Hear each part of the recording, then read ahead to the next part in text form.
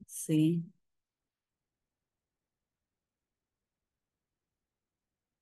Hmm.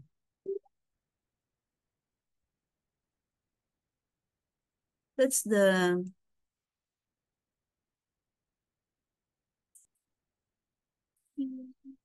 So happy to share with you all that I am now designated as the Director of the Planning and Quality Management Services. Services. okay. All right. The range and threshold of goods and services by B.J. Berry and Garrison.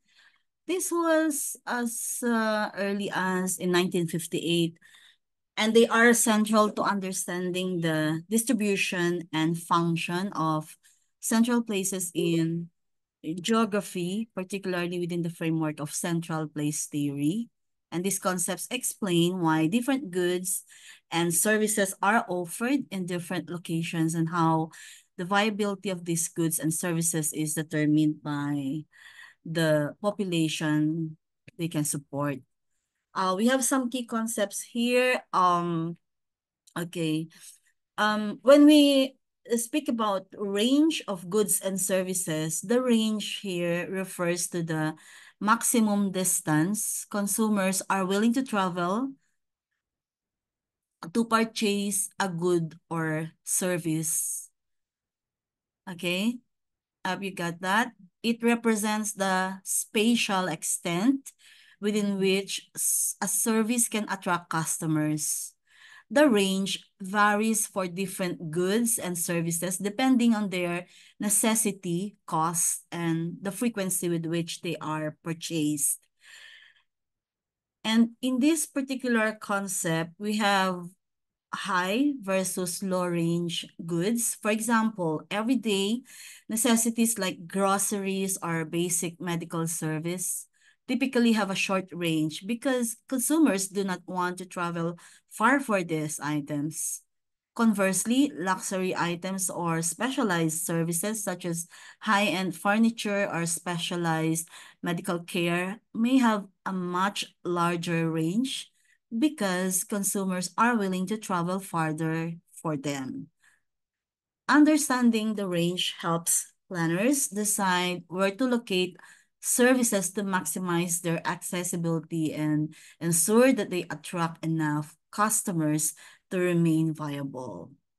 Then, um, the threshold, okay, because it's a range and threshold concept, the threshold of goods and services is the minimum level of effective demand required to support a business or service.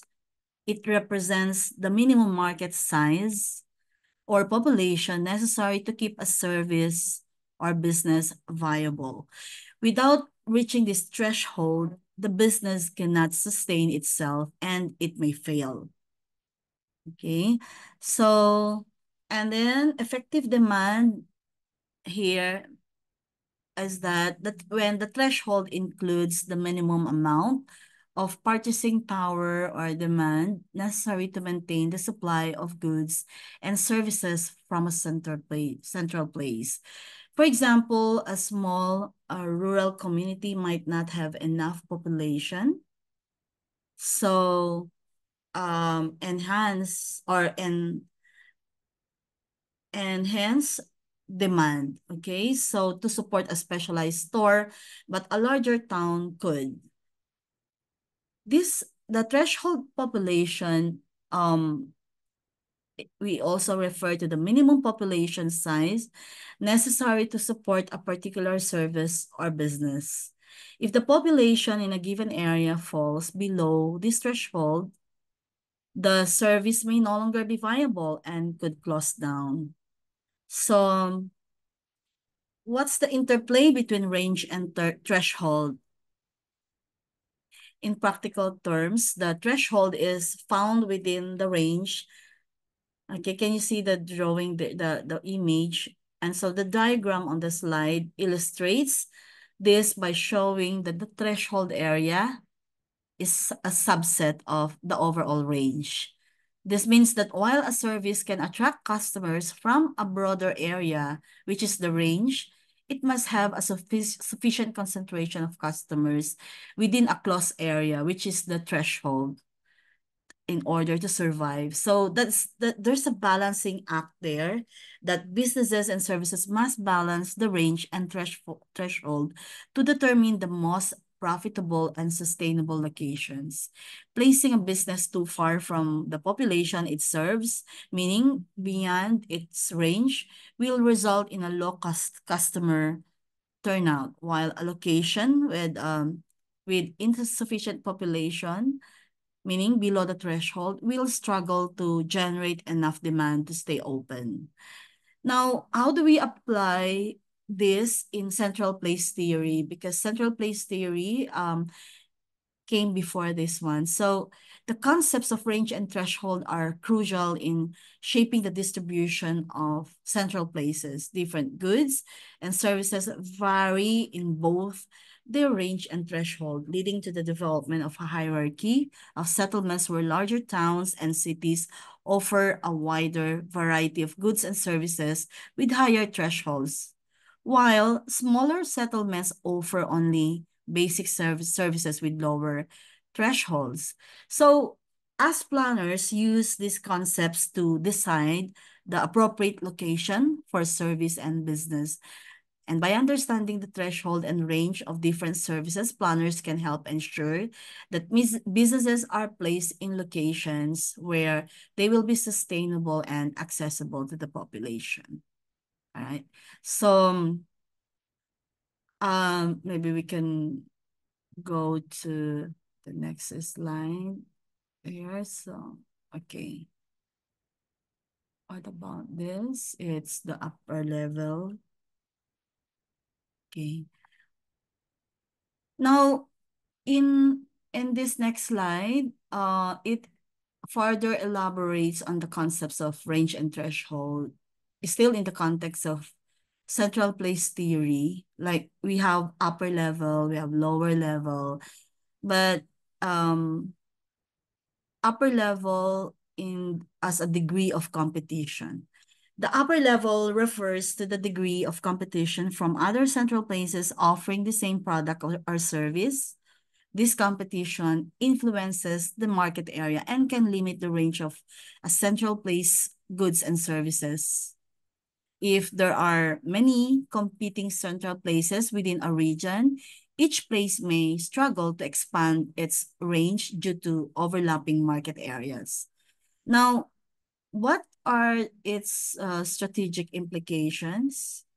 Businesses must consider the presence of competitors when determining their pricing strategies and the locations of their services. So higher competition may require them to lower prices or offer additional services to maintain their market share. So how about lower level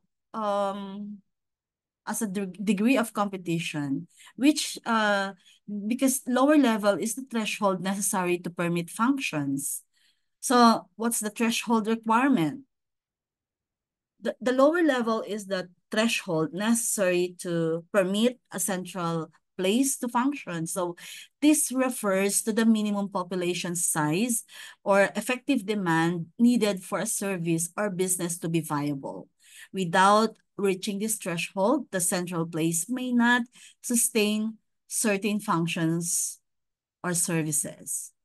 For example, a small town may only support basic services. So this is all about basic survival needs, like what? Grocery stores, schools. If the population meets the minimum threshold, but it might not sustain more specialized services like hospitals or universities unless the population grows or demand increases. So how uh how are we viewing market range, which means that it's the distance people are willing to travel. So market range is defined as the distance people are willing to travel to reach or obtain a specific good or service. So I think I mentioned this earlier. So this distance varies depending on the nature of the good or service. So essential goods typically have a shorter market range, while specialized of or luxury goods have a longer range. Understanding the market range helps businesses and planners determine the appropriate location for services to maximize accessibility and profitability. And it ensures that services are placed where they can attract sufficient customers from within their effective range. So maybe we can also yeah, I would like to define the market area, because market threshold and so market area is also the geographic area over which a firm can underprice its competitors. So this concept highlights the importance of competitive pricing in attracting customers from within a specific range.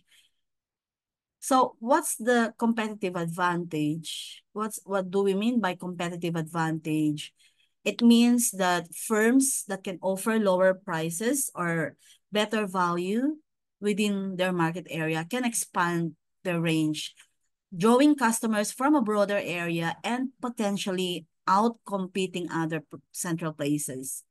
So, in the range of goods and services, we have the maximum travel distance. So we have maximum distance, we have the demand decline. So these are terminologies within this theory. So maximum distance means that the range of goods and services refers to the average maximum distance by which people are willing to travel to obtain or purchase a product at market price. So this range can be thought of as the spatial limit of a central place influence for a particular good or service. So as the distance from the central place increases, the demand for its goods or services typically declines. This is due to the increased travel costs or inconvenience, leading to a natural boundary where the range ends. So how far the good reaches, which we are referring to as the distance where demand becomes zero. The concept can also be thought of as how far a good or service reaches from the central place. So this is the distance where the demand for the good or services or service becomes zero, effectively marking the outer limit of its range. For planners and businesses, understanding this boundary is crucial for determining where to locate services and how to optimize resource allocation within the market area. So I think we can go to the next slide. This becomes more complex as we go along the theory. So, okay. Now you're seeing further evolution of central places. So hindi pa rin mawawala yung central places because yeah, all the theories or most of the theories are still, broadening or still reflecting from the central place. So how market centers consolidate in a metropolis.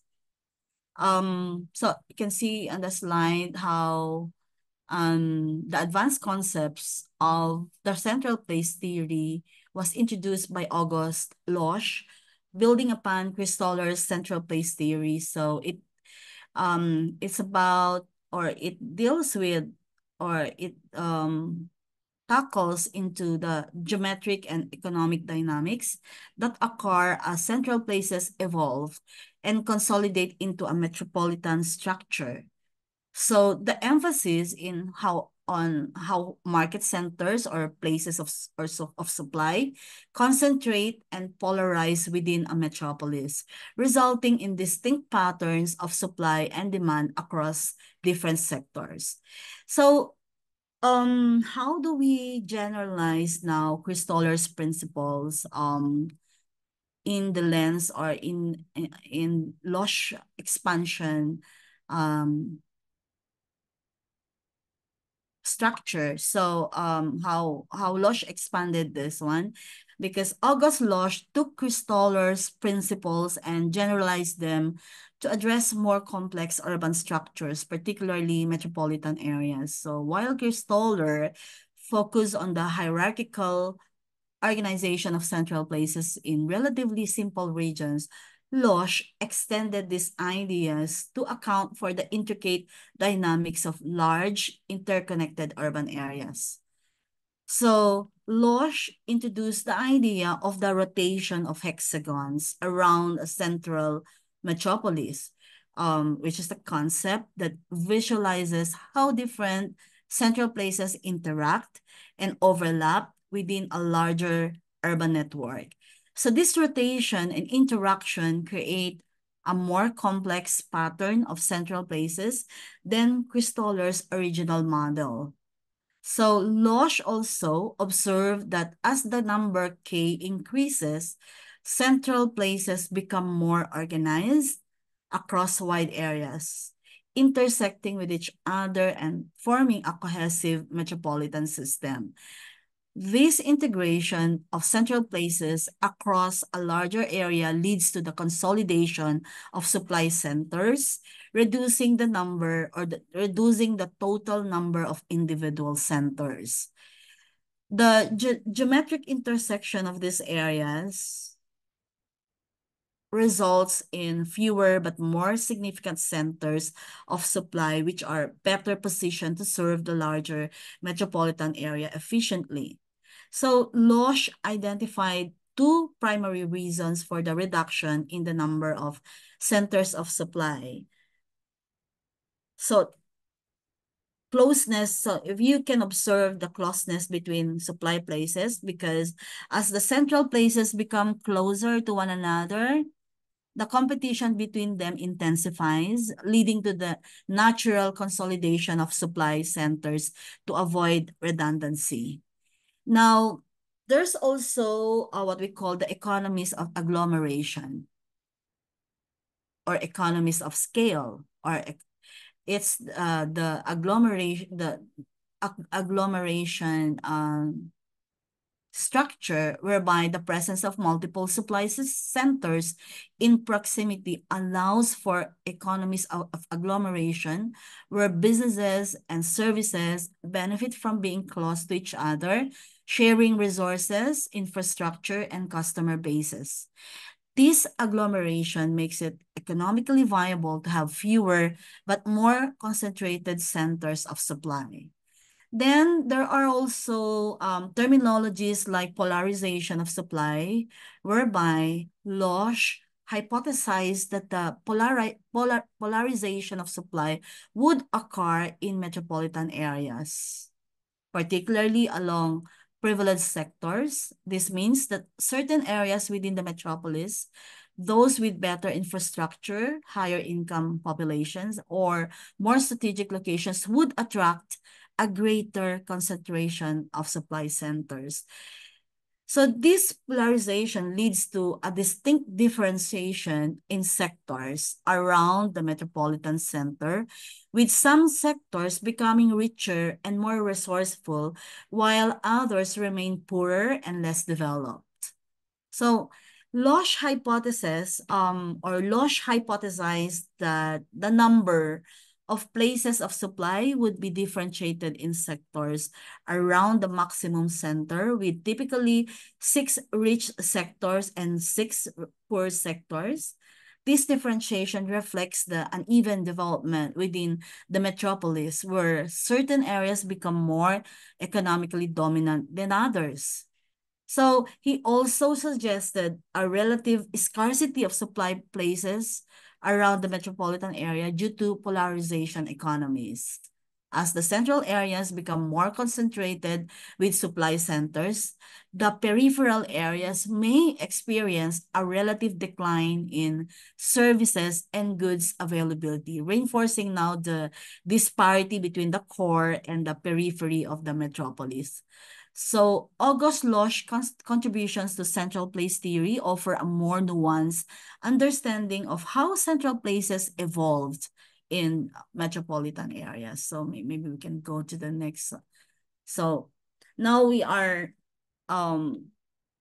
will tackle on the rank size rule in 1941 by George Zipf, which is another theory whereby it's actually a concept that describes the distribution of cities within a region or country according to their population sizes. So this was developed by George Kingsley Zipf in 1941. And so the rule posits a mathematical relationship between the rank of a city and its population. So suggesting a predictable pattern in the way urban populations are distributed.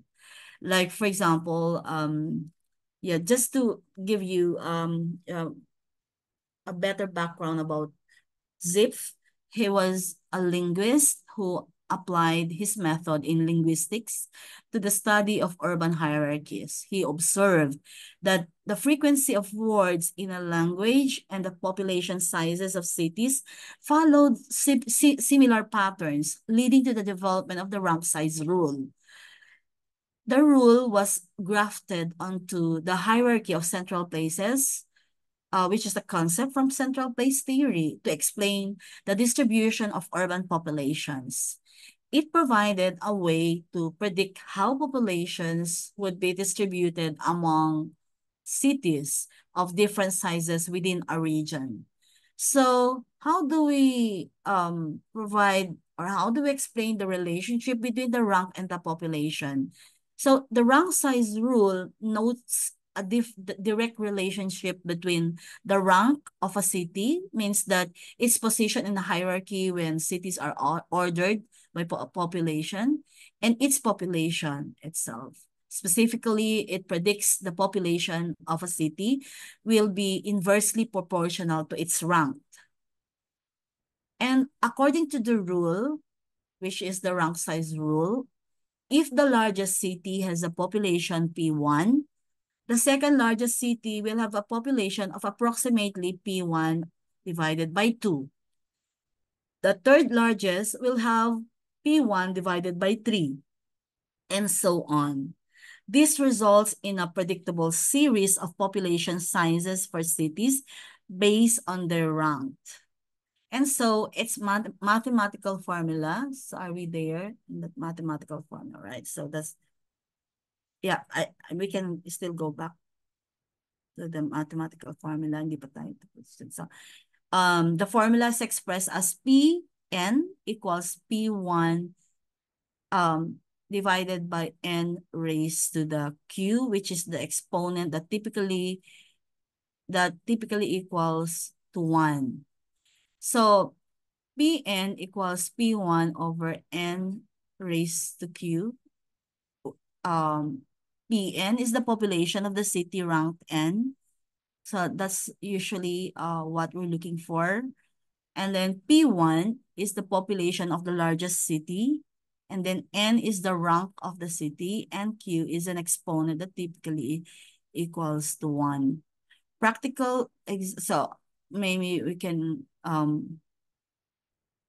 have some exercise later. So if the largest city, let me see. Okay. Maybe we can go to the next line. Let's see. Okay. So there's also a concept about primacy, urban primacy, which we can compare it later with rank size rule. All right.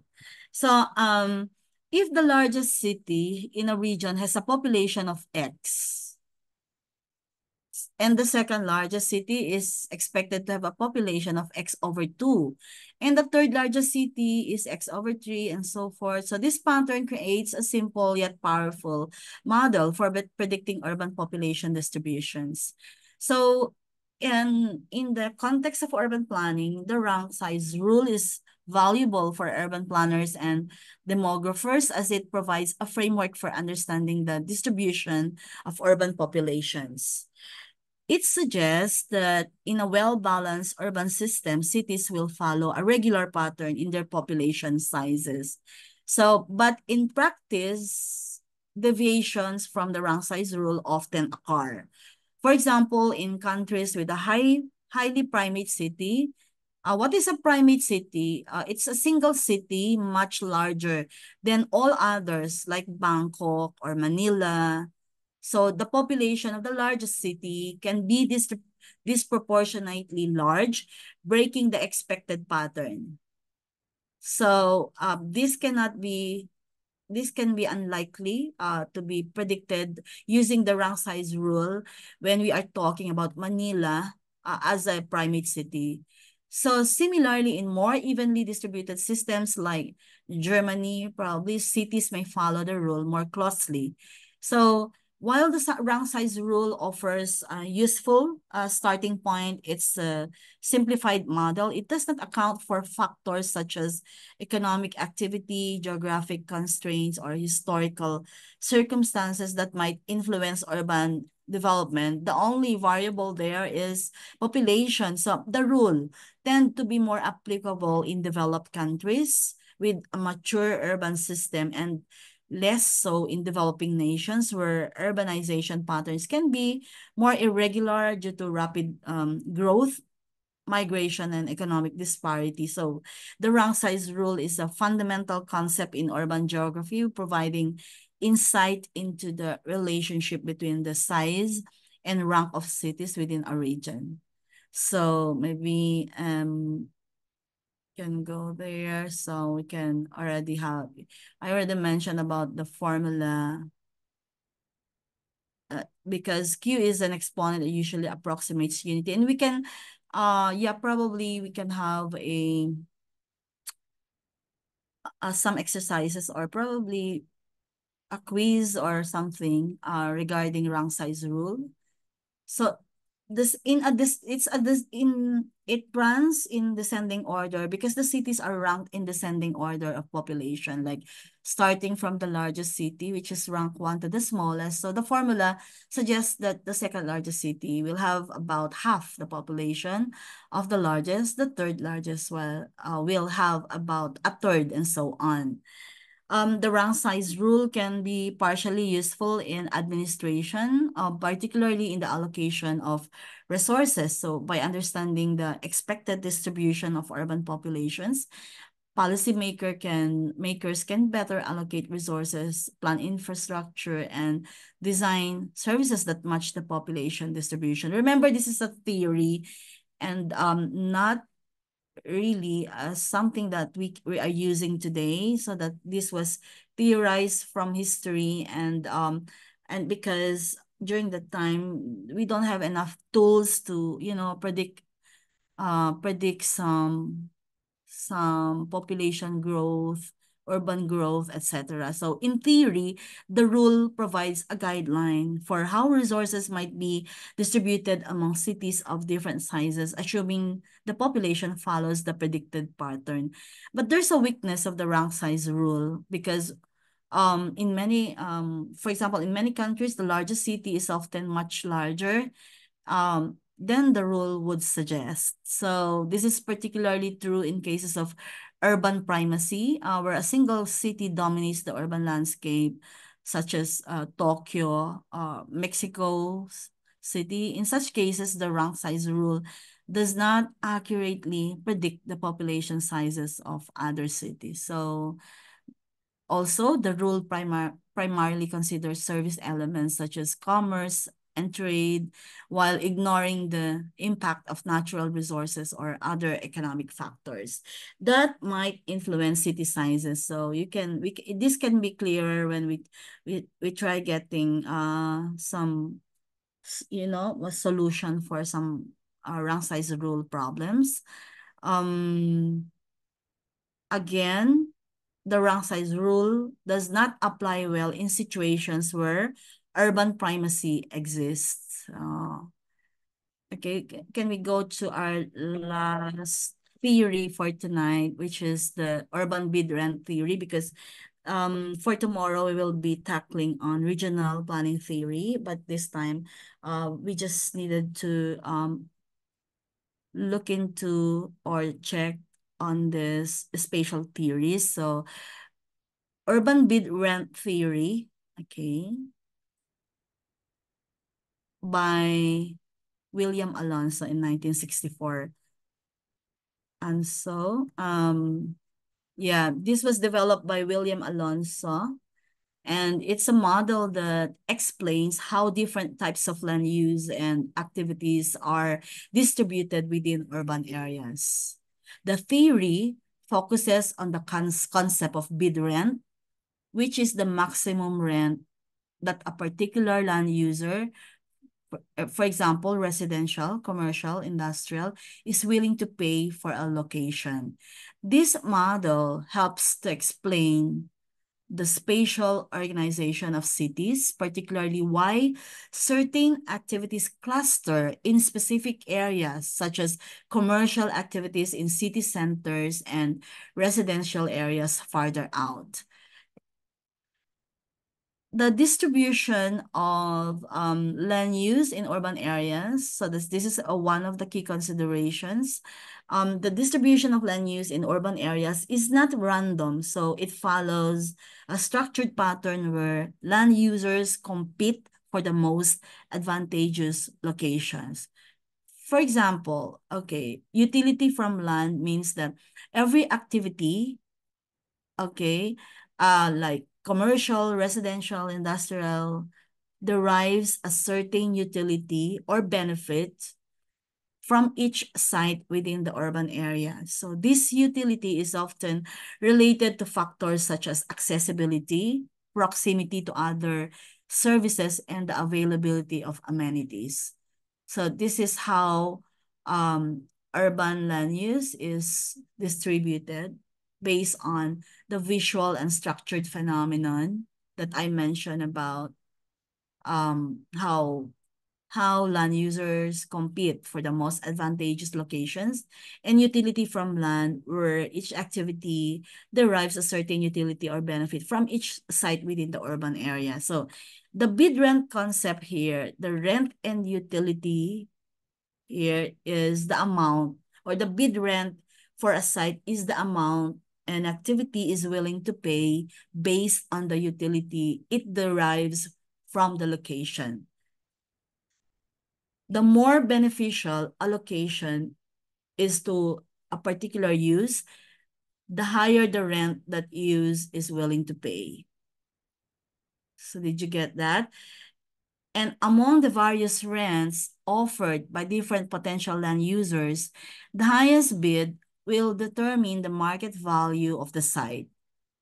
So this is according to the theory. And this competitive bidding process explains why certain areas of a city become specialized for particular types of activities, like if it's a commercial hub, or if it's for BPO industry in the modern times, and if it's something like Silicon Valley type, like tech companies would cluster in one place. So that's how you know how how specialized areas or uses would be able to behave because of the market value and exactly how the bid rent concept is demonstrated. So trade-offs in land use. Individuals and businesses make trade-offs between the cost of land, which is the rent, and the benefits of accessibility and amenities. For example, businesses might prefer central locations to maximize customer access, while residents might opt for locations that balance affordability with proximity to work and service to work and services. So these trade-offs explain the spatial distribution of land uses within a city, such that commercial activities tend to cluster in central areas where accessibility is highest, while residential areas are typically found in the outer zones where land is cheaper. So I hope you got that. And then as to the dynamics of the land value, we've often are, in this particular context, land values are typically highest at the city center due to the concentration of commercial activities and high demand for central locations. As one moves towards the periphery, land values decrease because accessibility diminishes and transportation costs increase. So the rent for land diminishes as one moves outward from the city center, and this decrease in rent reflects the expected lower revenues, higher operating costs, and increased transportation expenses associated with more peripheral locations. The bid rent theory provides insights into the formation of different urban zones, such as the central business districts, residential areas, and industrial zones. So planners can use this model to anticipate where various activities might prefer to locate and to design zoning regulations that accommodate these preferences.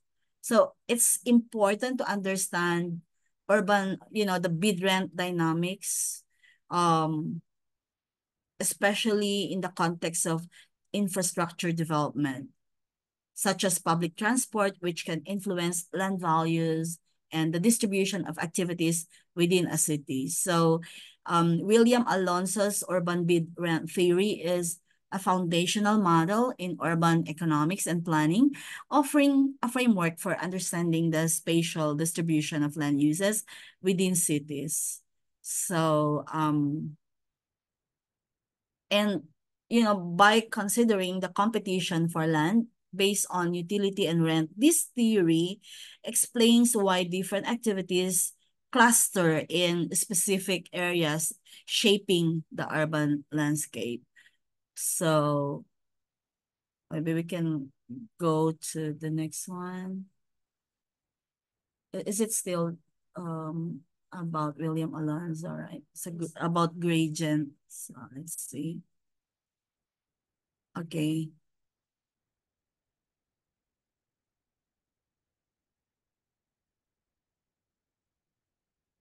Mhm.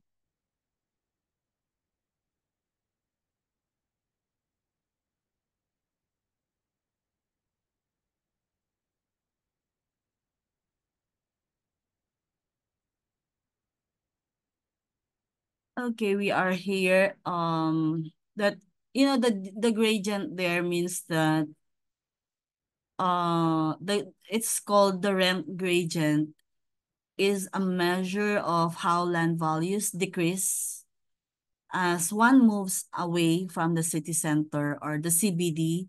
So the closer a location is to the CBD, the higher the rent due to increased accessibility. So that's one thing, and also increased demand.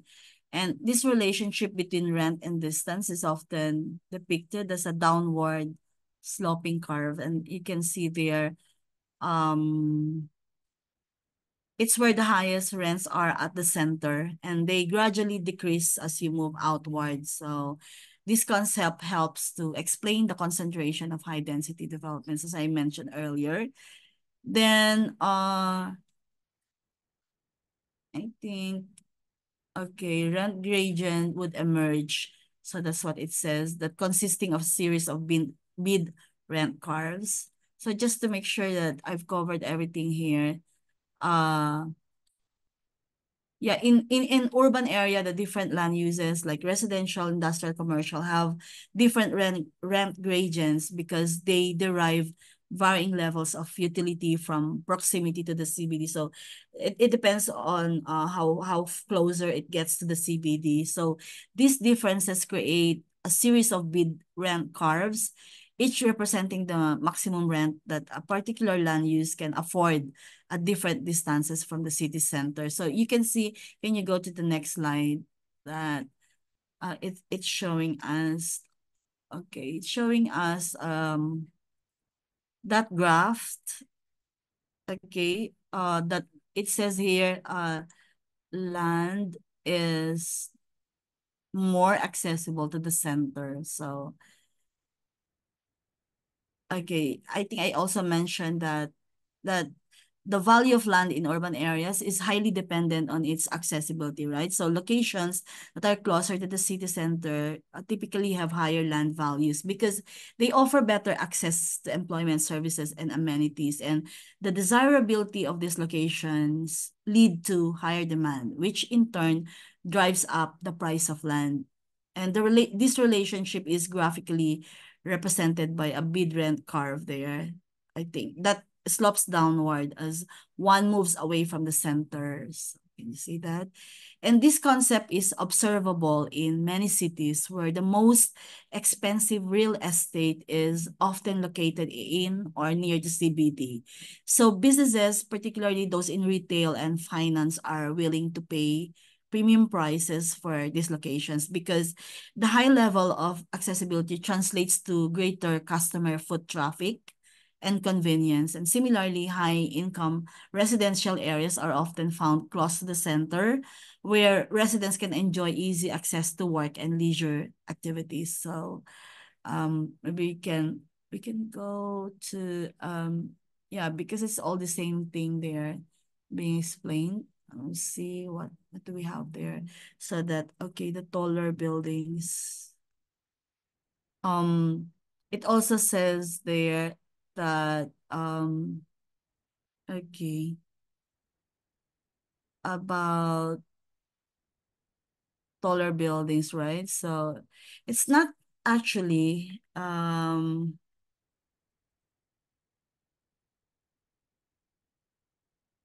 it's not just the physical cost of land, but also reflects the value that different activities place on accessibility and proximity to the center. And so, okay, we can actually go to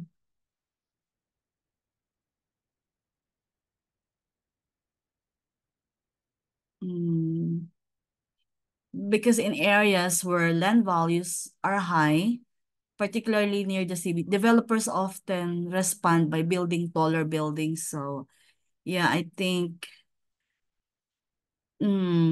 yeah, floor area ratio, but it's not mentioned here as part of the part of the theory, but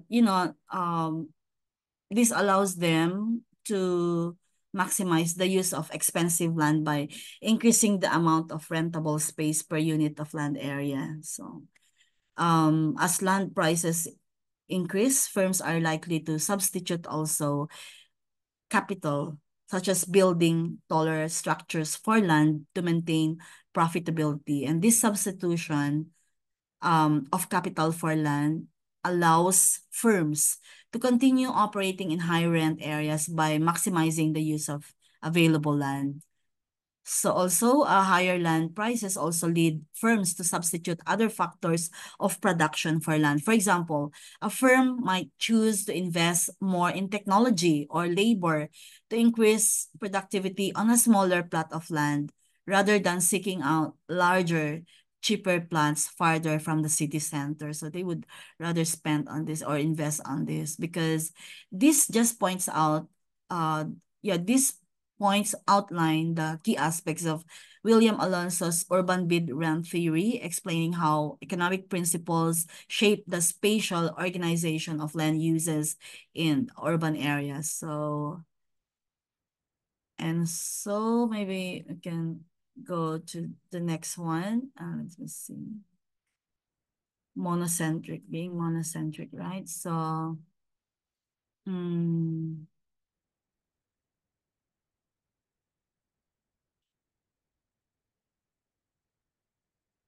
I think this is the last one or meron pang isa. Okay.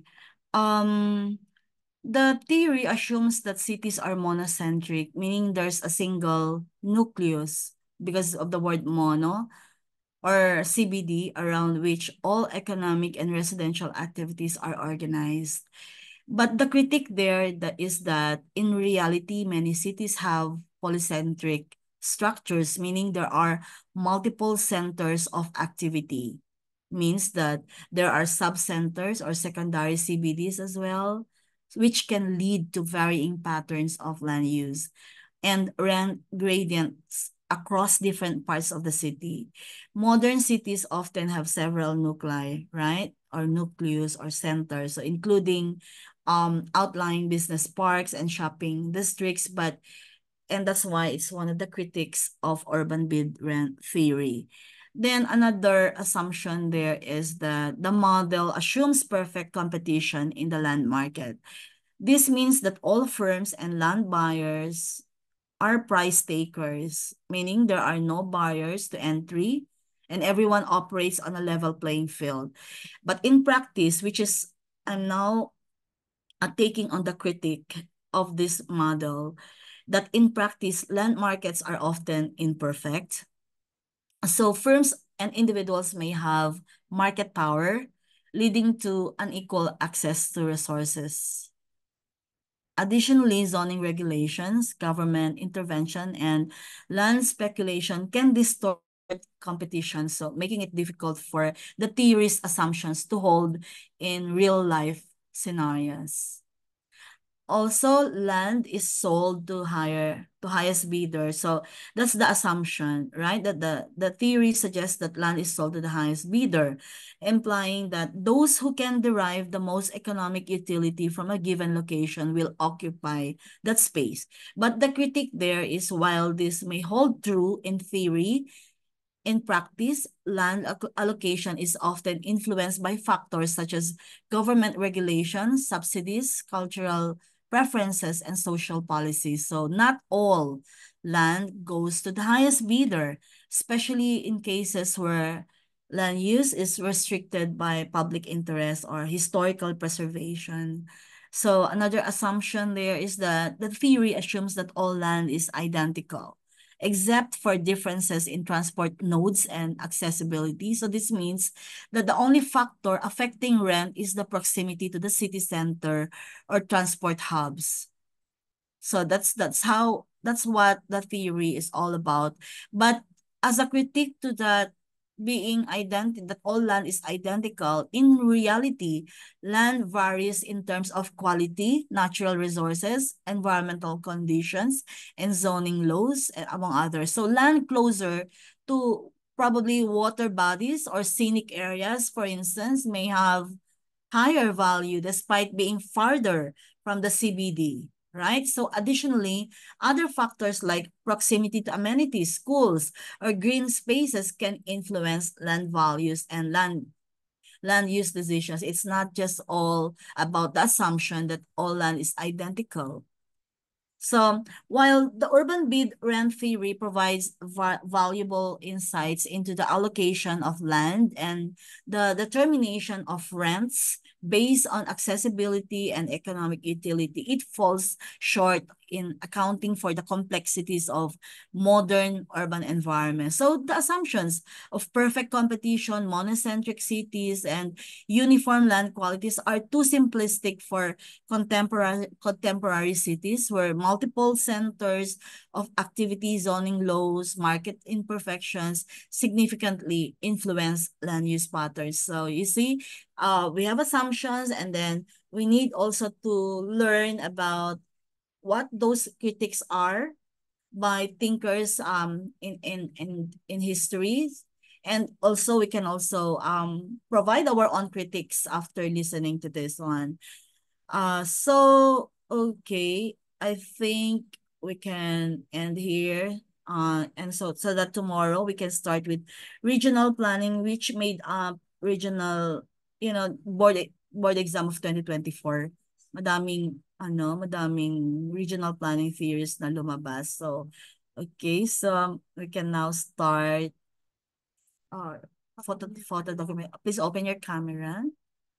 I hope everyone will be able to join tomorrow because please invite other people tomorrow kasi medyo mahirap yung regional planning. Oops.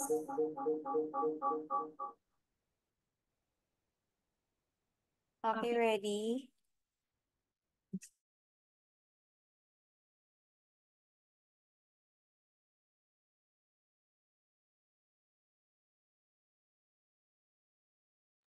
Bye everyone. tomorrow. Bye, Tomorrow. ma'am.